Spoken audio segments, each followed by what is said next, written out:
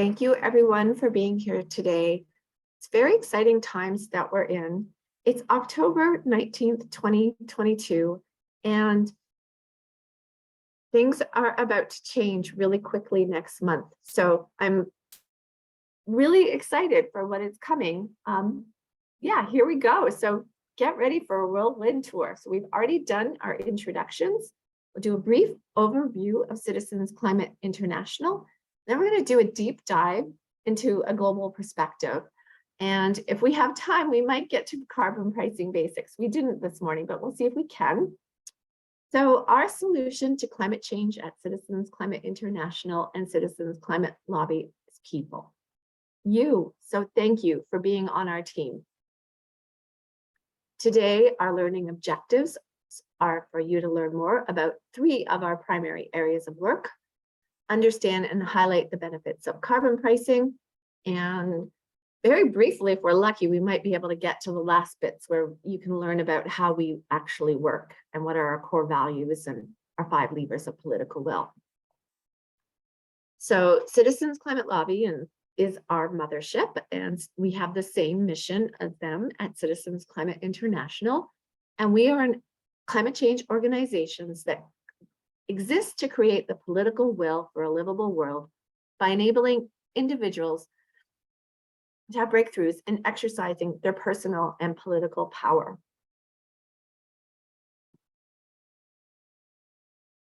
Our founder was Marshall Saunders. He was a human being of vast, unconditional giving and love for this planet. He had a long history of philanthropy and especially helping people with poverty. He saw the movie An Inconvenient Truth in 2005 and decided, or it was 2006, and decided that all the work he'd been doing to help eliminate poverty on this planet was going to be undone by the climate crisis. And he sought out an organization that could teach people how to speak to our politicians and our fellow citizens about evidence-based policies to solve this crisis. He found none, so he founded Citizens Climate International and Citizens Climate Lobby because he realized that ordinary people like me and you would have to organize, because you have to be organized to do this work, educate ourselves. You know, if you join us for about 6 months, you get really used to it. You get really good at speaking about all this. Give up our hopelessness. And I can sense a lot of you, most of you have great hopes, so don't need to convince you there. And we need to especially gain the skills necessary to be effective with our governments. We've been doing this since 2007 in the United States, 2010 in Canada, and we went global by 2015. We have over 20,000 supporters outside the United States. We're organized in 76 countries, with 51 countries that have active chapters. And we have a total of 152 active chapters outside the United States. 3 defined areas of program that I will be discussing today are civic diplomacy, training and supporting our volunteer policy advocates and empowering them to empower others. And we spend a considerable amount of time educating ourselves about carbon pricing. Sorry, I'm getting a scratch in my throat. Please bear with me. And we also have this really beautiful writing area and writing and research called resilience intelligence.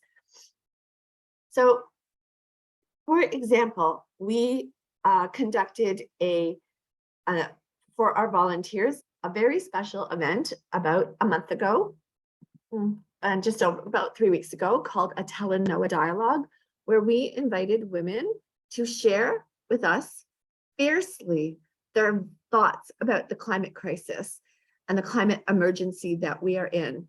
And we compiled those voices from Kenya, Uzbekistan, Uganda, Ghana, Sweden, Panama, and made a short 3-minute video. So these are their stories, and I'm going to share them with you. And I think my sound works. And if you don't hear it within the first 15 seconds, do speak up, okay? Like just actually turn on your mic and speak up and say you don't hear it, but I'm pretty sure it works. So it starts off quiet, and then by 15 seconds, it's loud. So here we go.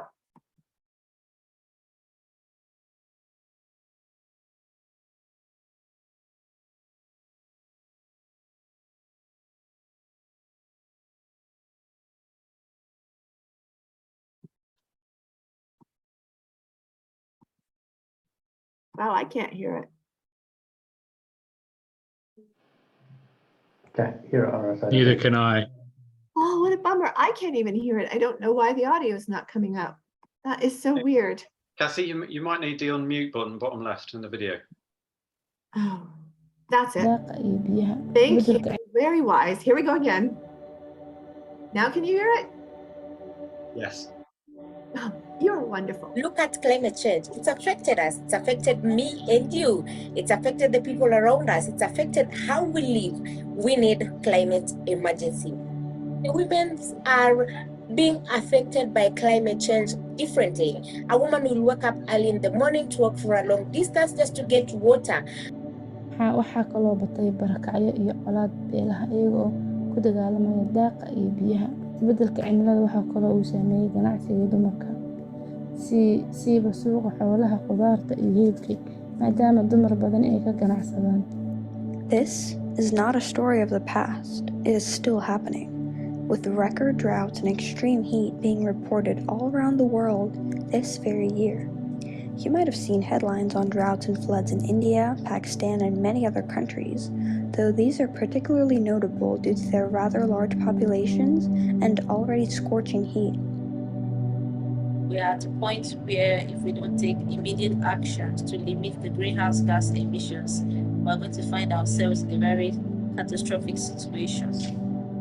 Climate change in Ghana has been manifested greatly through our rainfall patterns that's causing flood and droughts. Nuestros recursos pesqueros están disminuyendo, los hábitats están siendo destruidos y las concentraciones de CO2 están aumentando. Climate emergency is real and it is here. Previously, we used to have 2 rainy seasons, but now we only have 1 rainy season. When the rains come, they come with disaster. And all this is because of our human actions, what we have done, or unsustainable utilization of the natural resources. And so what do we have to do?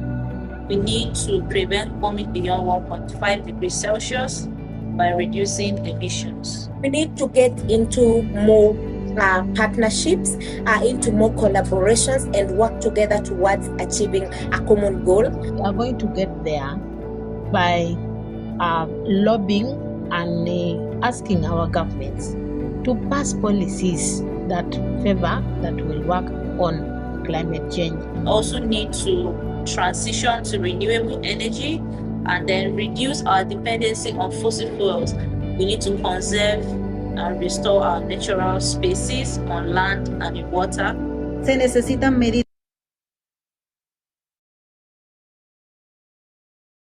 fuertes contra las emisiones de carbono para salvar el océano. Jag hoppas att hela Sverige ska finna motivationen att faktiskt ändra sin livsstil för att hjälpa till att bromsa klimatförändringarna. Och jag hoppas att vi ska göra det med glädje, tillsammans. We also have to get everybody on board. We realize that climate change cannot be done by one person. It is not going to simply go away, and billions will be or have already been affected. That includes both you and me. Thank you.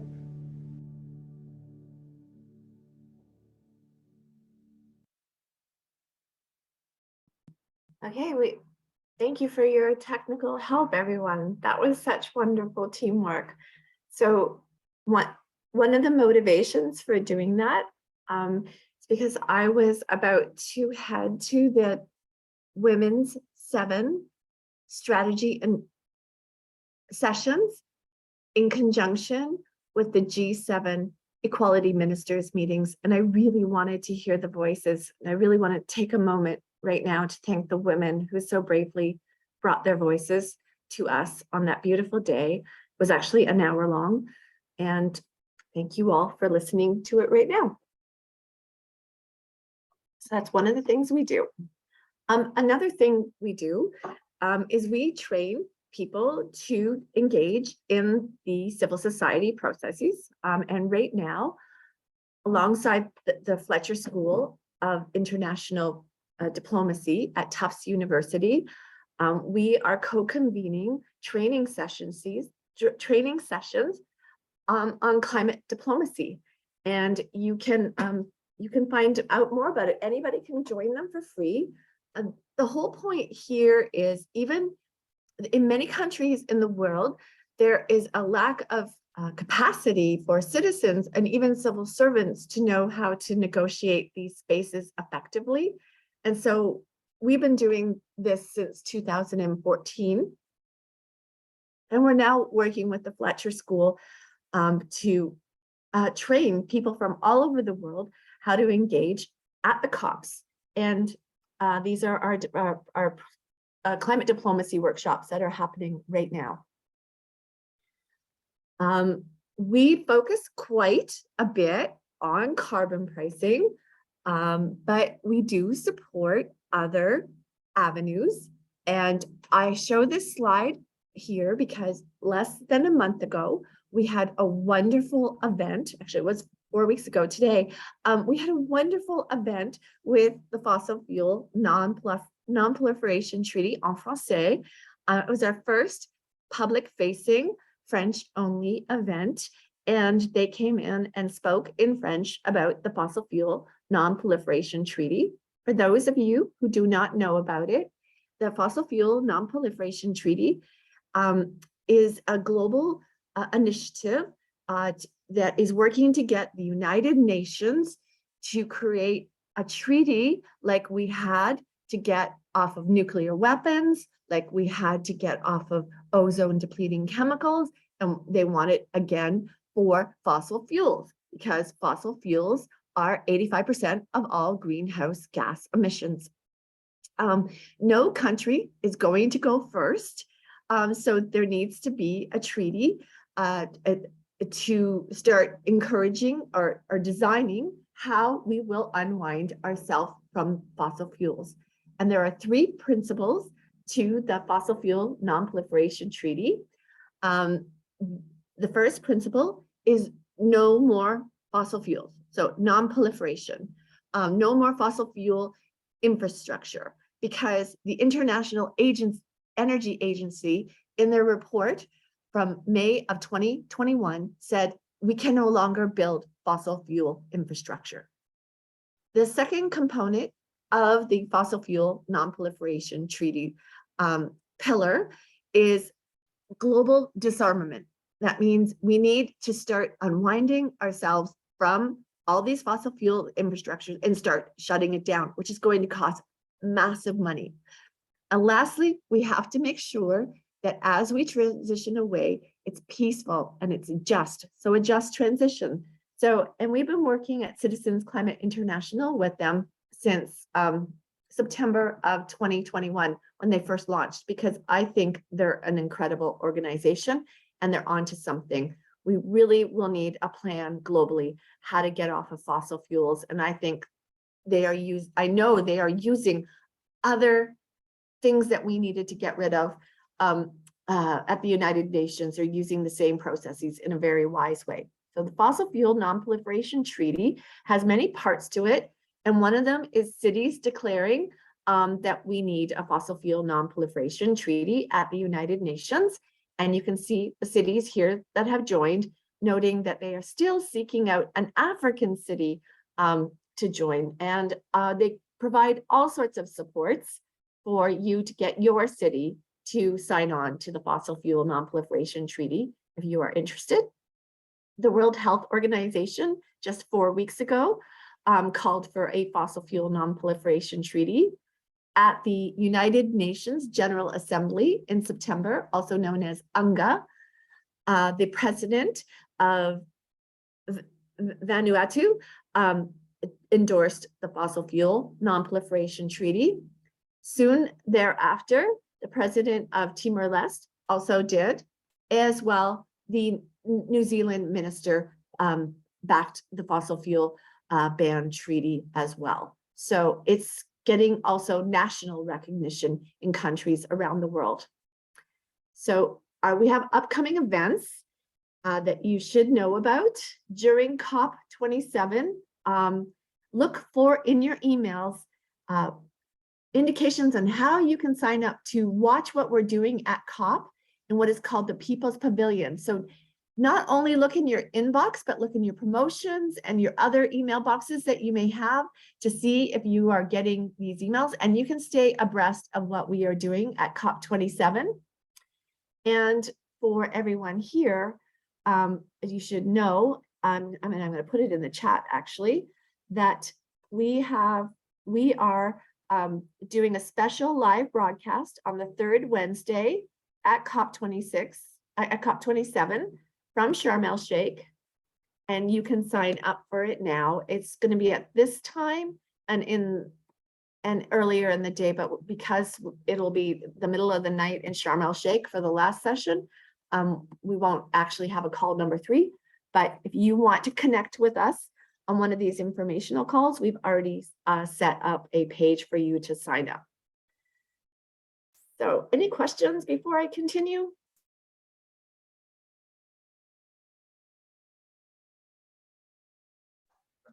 What about the larger polluters? Have you seen any indication that some of the larger companies like this idea of a non-proliferation treaty?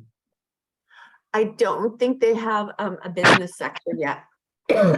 They've got health, they've got religious, they've got cities, they're starting to get countries, but I don't think they've developed a business arm to it yet. And I pay close attention to what they're doing. So that's a very good question, Alex. And I'm pretty sure the answer is no, but I encourage you to explore the website, and I probably will right after this just to make sure. And if business is starting to call for this, I will tell you.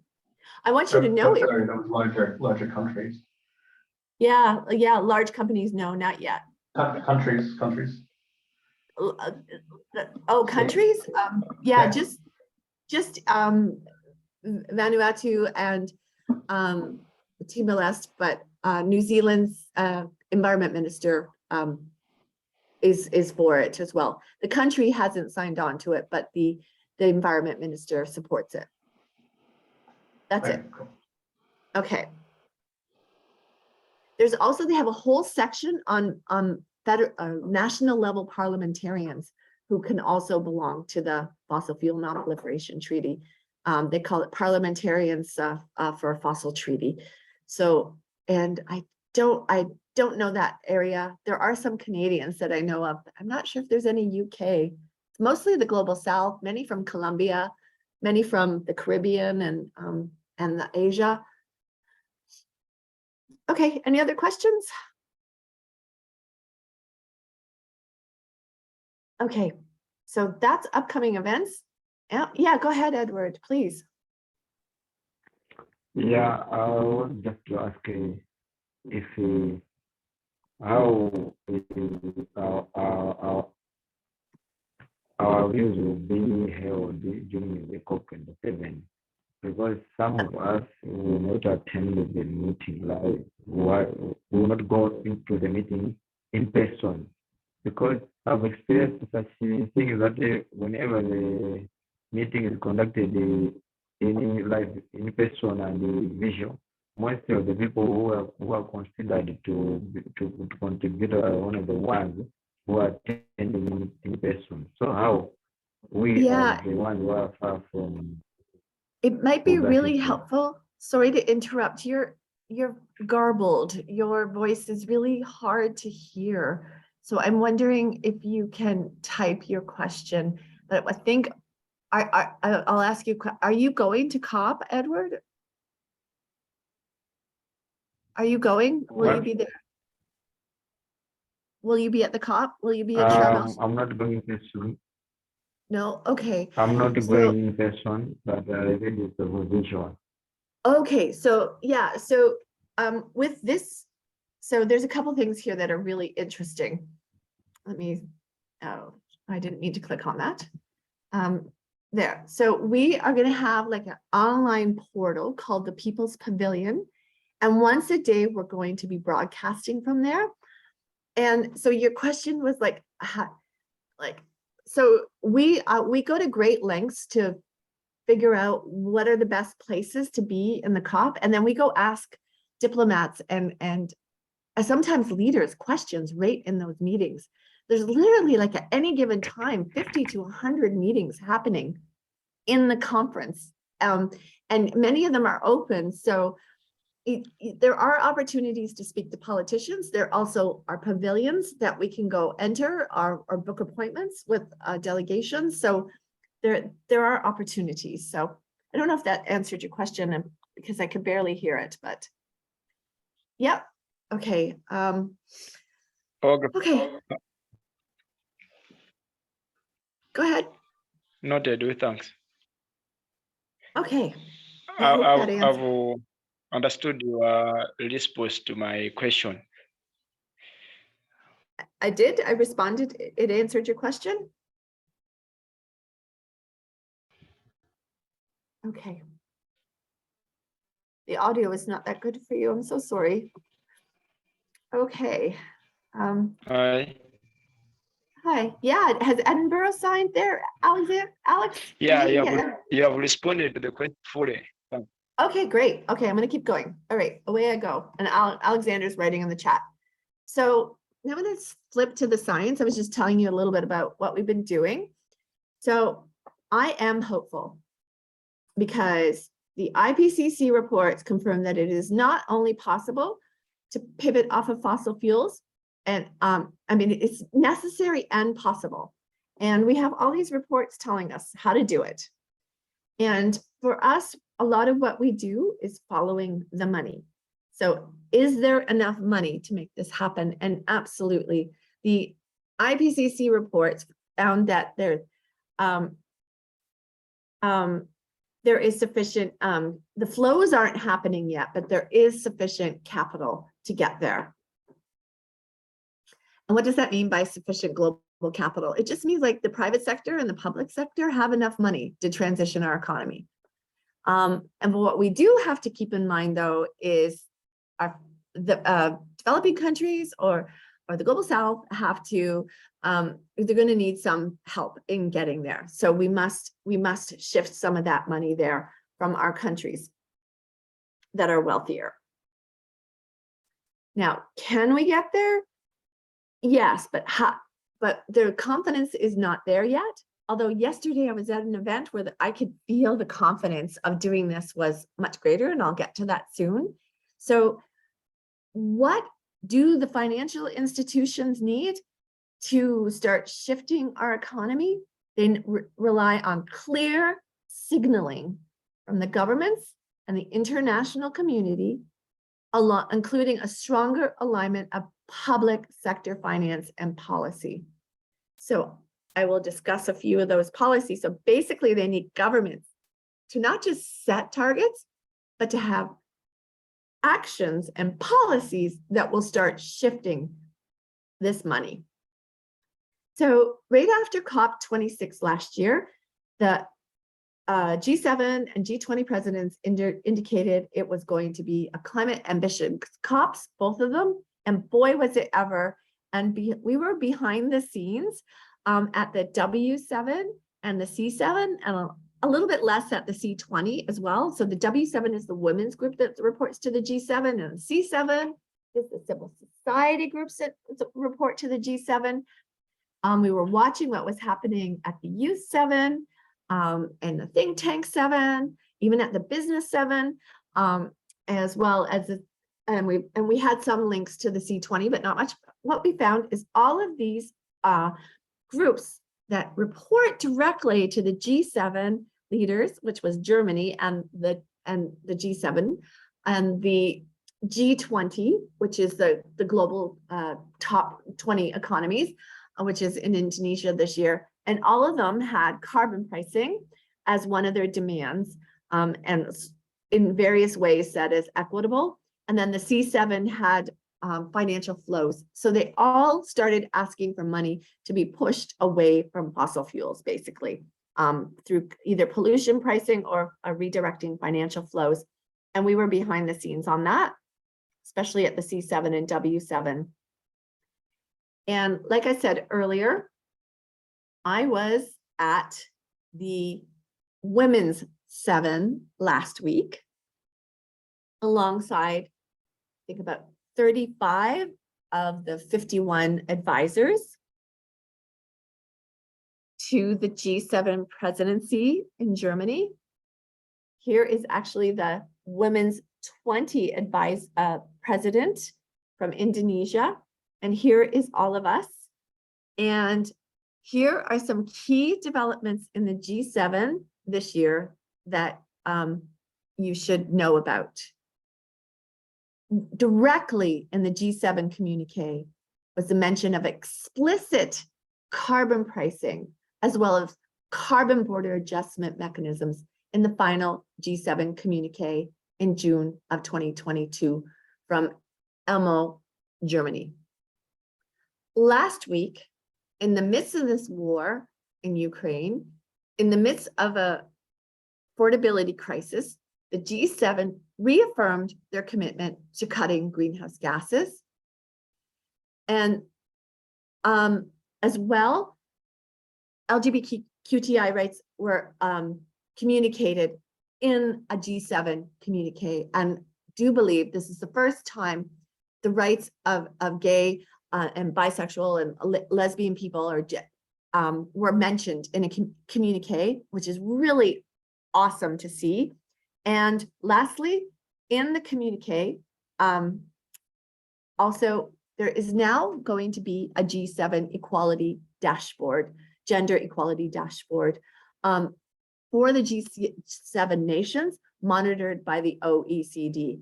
So we're about to transition this economy, and we need to make sure it is gender just and embedded in human rights. And it looks like the G7 is listening. Now, there's a lot of work that G7 has to do, but I wanted to focus in on the positive.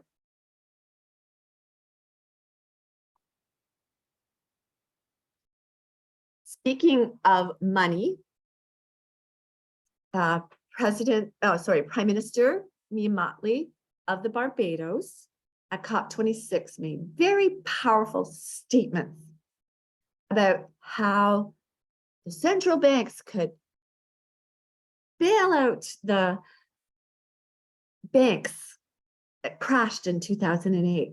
And they bailed out all those businesses during Brexit. And they bailed out our economy during COVID. We could be doing the same for climate.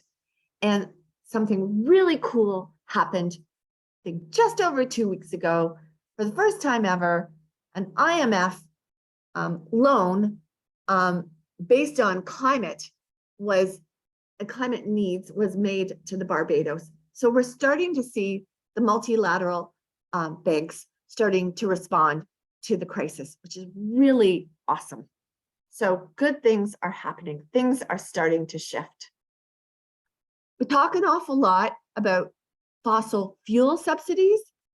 So remember, what are we trying to do here? We're trying to get the money pushed in the right direction. So another issue is how the governments of the world are subsidizing the destruction of our planet. And a really good study was done in February, or published in February of 2022, found that there's at least $1.8 trillion of approximately 2% of the global GDP is being spent on destroying our planet.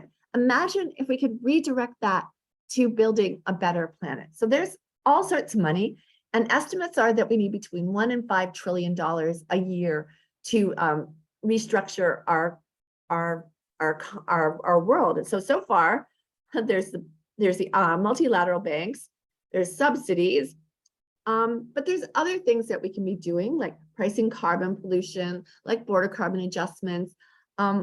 Anyways, we did a letter last year, in June, to the G7 leaders, asking them to steer us to safety through creating policies that will redirect financial flows away from fossil fuels and towards an equitable and resilient future that takes into consideration human rights and gender justice. And we got almost 1,200 advocates from 80 countries to send this letter to the G7 leaders in the lead up to the G7. This was not an emotional letter. This was a very rational letter. And we got almost 1,200 letters sent, which is really cool. And we're going to have an open letter in the lead up to the G20, which will be the second week of COP. And we hope that you sign it. So do look for our emails, and it'll basically be redirecting financial flows towards a better future for all. And so, yeah, so I am hopeful. I am so hopeful because there is so much good happening. And I'm getting to something really quickly. So said it before, we've got carbon pricing on the table that happened last year at COP26, got border carbon adjustments, we've got trade as enforcement, we got a global floor price on carbon pollution, as well as special drawing rights. All of these discussions are happening at a high level. And just yesterday, I was at a meeting here in Ottawa, because I'm in Ottawa right now, that was co-hosted by the Canadian Climate Institute and the Canadian Net Zero Advisory Body. And there was discussions of my Prime Minister with an award-winning journalist whose name I'm forgetting, and also discussions with our Environment Minister and our Natural Resources Minister. And there was also people, there was also the ambassador to the United Kingdom, the highest level energy person in the United States, federal environment, federal cabinet, but he's a bureaucrat. There was also the highest level advisory person to the Australian net zero goals. Excellent day. And I am now more convinced than ever that we have the tools to get to net zero. We just need the courage. We just need the courage. There has been 27 COPs, 30 years of talking. The discussion now must shift from targets to action. We have the net zero. We need to see the plans. Unfortunately, if you're in this sphere, you will notice very quickly there is pushback from both the right and the left. So the right are like, no, you're going too fast. No, you can't destroy the economy. No, you can't price carbon pollution. No, you can't take care of human rights at the same time while trying to address an affordability crisis. No, you can't do loss and damage. No, so that's happening on the right. In the global north for us of you, in the global south, that's what we hear all the time. There's so much pushback, and it's very strong and it's very hard. So it's coming from right-leaning people. And then there's the stuff on the left.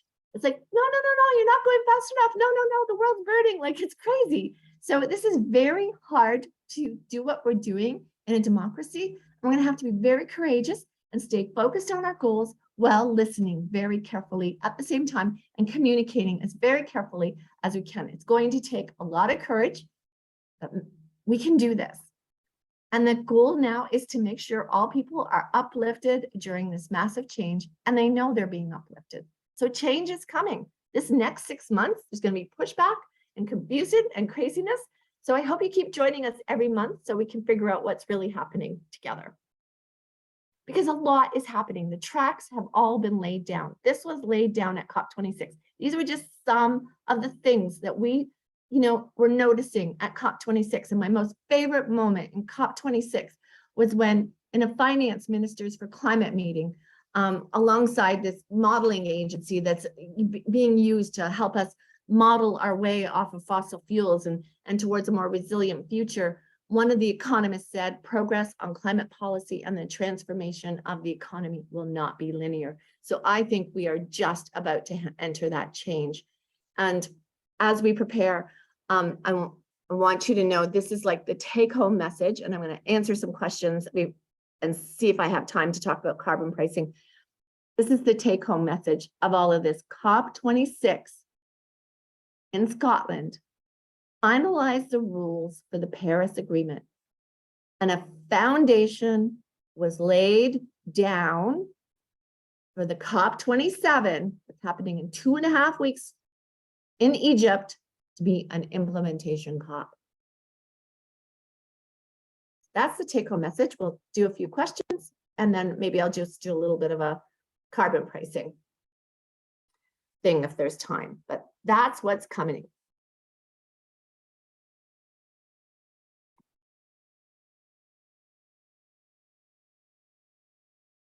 I'm searching for a detailed, specific project management plan for remedying global warming. Can you share info about your modeling partner? What modeling partner, John? I'm not understanding. Are you able to? So I just read John's question. Are you able to articulate that?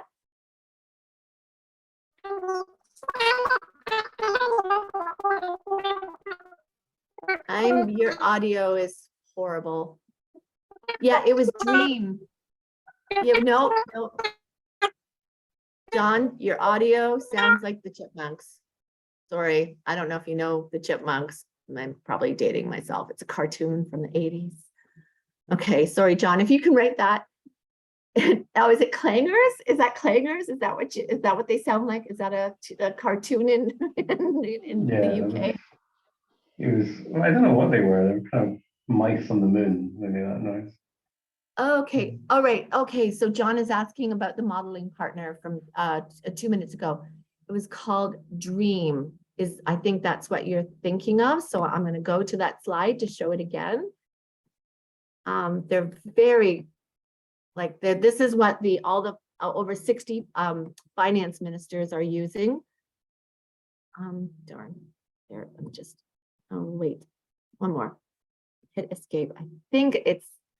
Yeah, you have to look up Danish Research Institute for Economic Analysis and Modeling. Okay. Was that it, John? Do you think that was it? Can you hear me now? Thanks.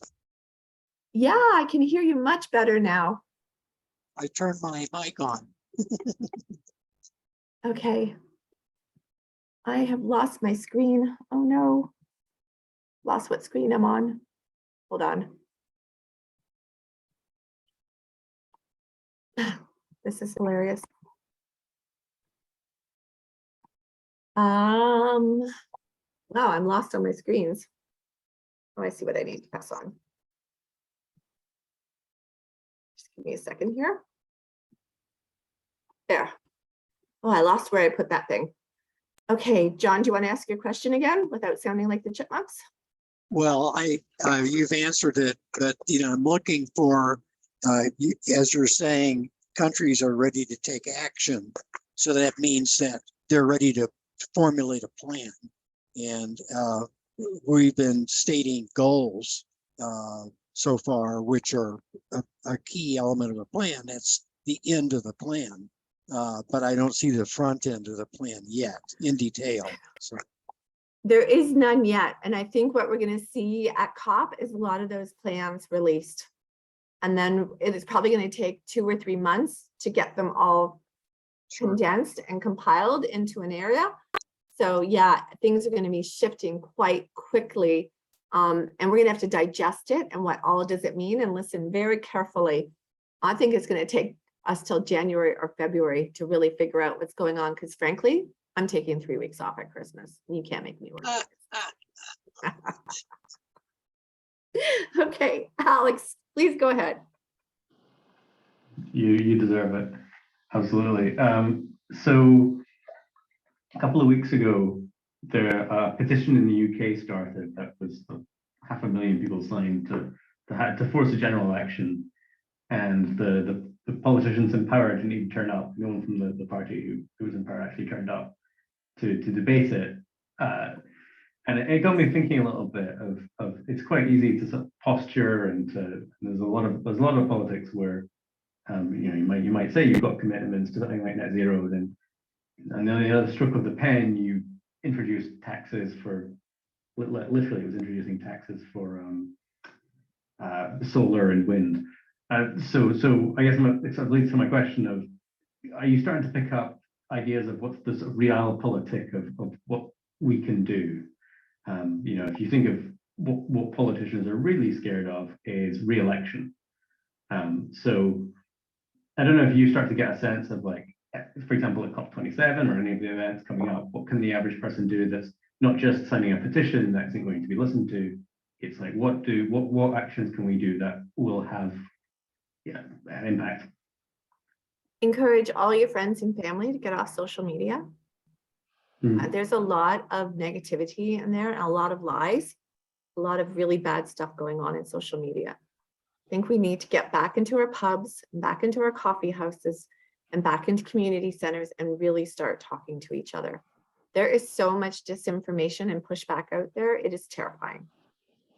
I know politicians, yeah, you're right. Social media is a playground for propagandists. So we need to get real discussions going. We need to start calling out the fact that social media is a horrible place to be getting your news from. We need to be coaching our families out of there. You need to identify family members and friends who are getting sucked in by it.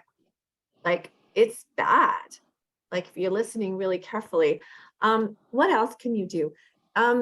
I'm going to show you something we in Canada did, which I think is something that maybe the rest of the world could do. I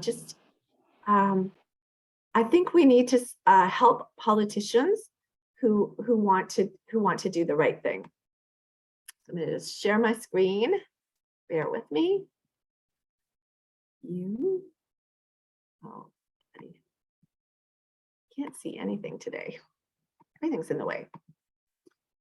So last Friday, our incredible volunteers, because I was in Germany last week, our incredible volunteers in Canada invited their parliamentarians and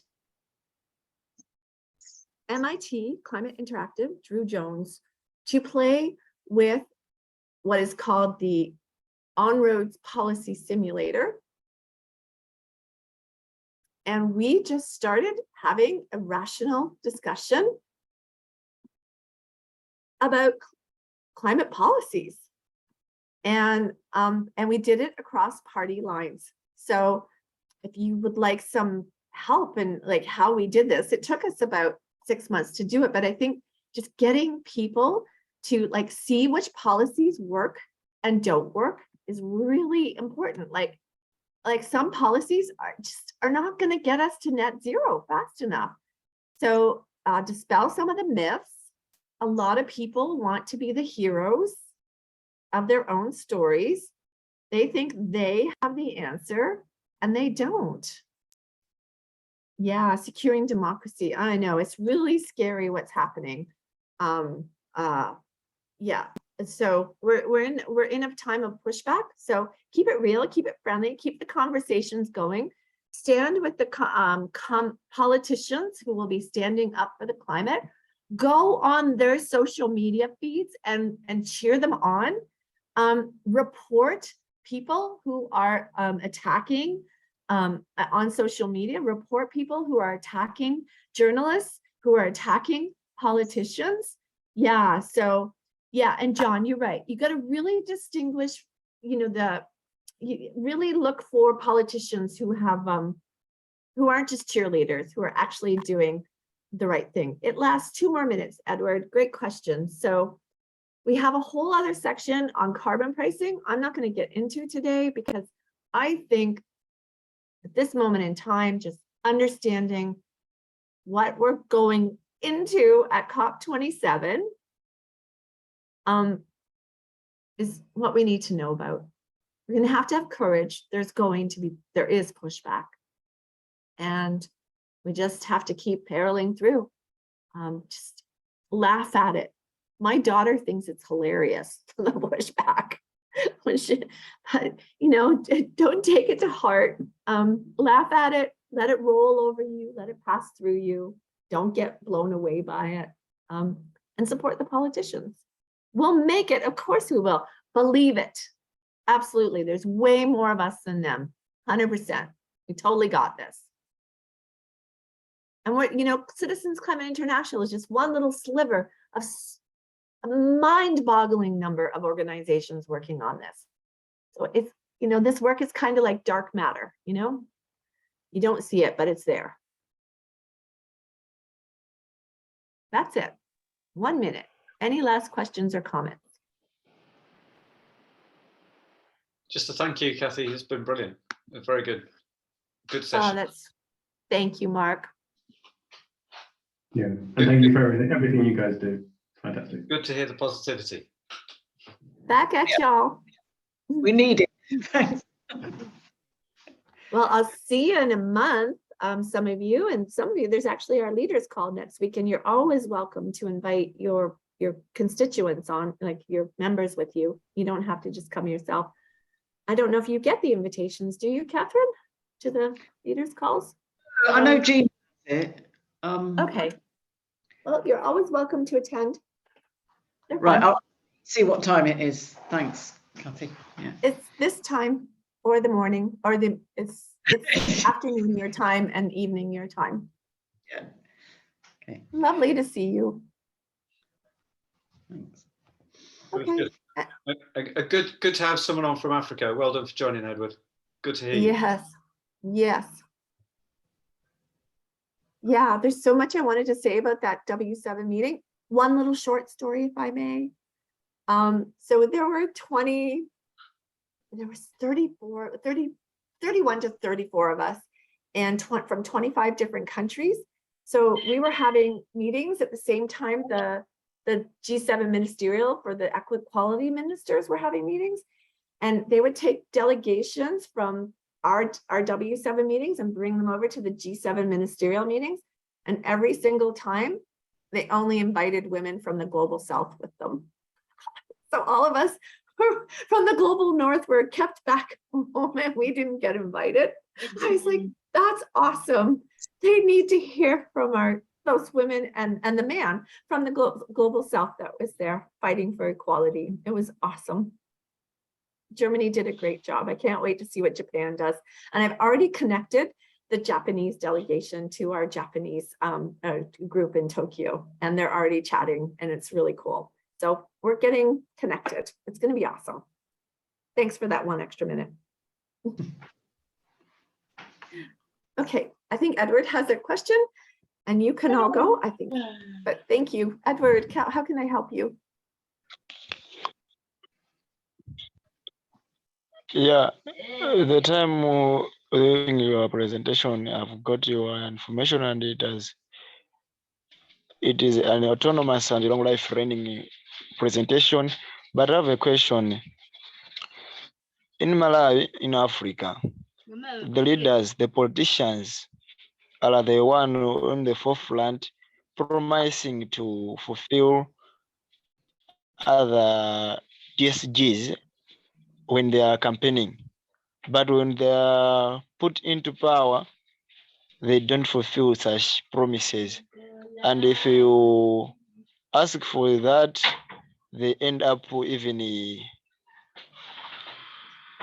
arrest, and even they use ways that like intimidating ways in order not to ask for that. So if you are asking that we can have a time to talk to politicians, how can we reach them? Yet you I myself, I'm living in the remote area, Malawi North, of which I cannot have an access to meet the politicians, especially even the MP. I have no access to meet him, even the council. So how am I going to talk to the politicians about that? So I hear that your question is, given that you don't live in an area of Malawi that is close to where the politicians are, and how can you actually speak with the politicians? There are several ways. You can still phone them.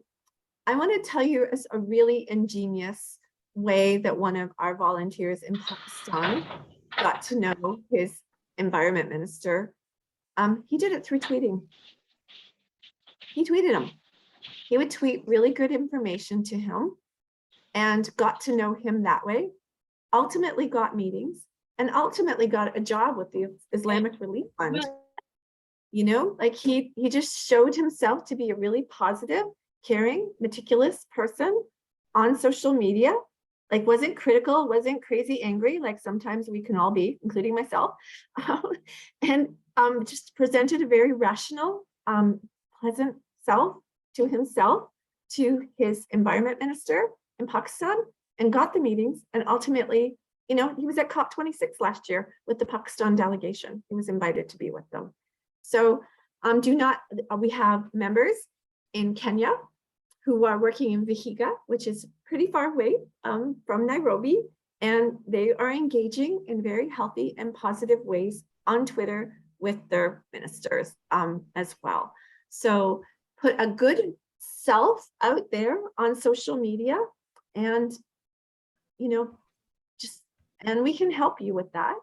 I think I put David Michael's email in the chat to start getting connected to us. Maybe I did. Yes, David Michael is our coordinator in Africa, and he can start connecting you to how we train. Now, I'm going to be honest, we are insanely busy for the next 6 weeks. So if you hear nothing from us other than, you know, it's because we are preparing, we are researching, we are getting our meetings ready. But, you know, by December, we'll be able to start being able to work again. So yes, social media, do not underestimate the power of it when you put yourself out there in a good way and connect with a good way with the politicians. And yeah, get in contact with David Michael. We do train you how to speak with politicians and how to, you know, engage in a healthy way in our democracy and empower others to do the same. This was wonderful. Anything else, everyone? Or is this good? C'est tout? Au revoir. Oui, ciao. Merci. Merci. Bye-bye. Bonne nuit. Good night. Thank or you. good morning or good afternoon, wherever you are in the world. Bye-bye. Thank you.